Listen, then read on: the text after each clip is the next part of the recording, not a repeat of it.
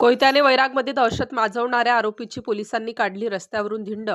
जुन्या गुन्ह्यात माझे नाव का घेतले असा राग मनात धरून एका तरुणाने भरदिवसा वैराग शहरात कोयता घेऊन दुकानात घुसत दहशत माजवली.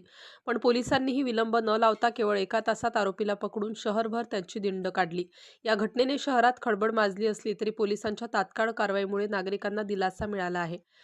गुरुवारी सायंकाळी वैरागच्या पंचशील नगर भागात सूरज भोसले यांच्या भोसले फिर्यादी सूरज अजित भोसले यांनी फिर्याद दिली असून त्यांचे हे दुकान आहे आणि या दुकानामध्ये यातील आरोपी आयाज अशफाक शेख हा आरोपी आहे.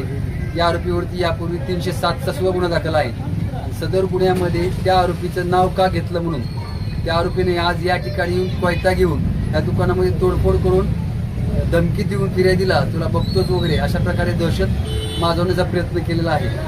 तरी नमूद आरोपीला सदर गुन्ह्यामध्ये अटक केली आहे. सदर आज हा घटनास्थळ त्यांनी आज दाखवलेला आहे. त्या अनुषंगाने हा स्पॉट व्हिजिट होती. म्हणजे आपल्या माध्यमातून मी आणि काही लोकांना सांगू इच्छितो की वैरागमध्ये असं कृत्य कुठल्याही प्रकारचं खपून घेतलं जाणार नाही.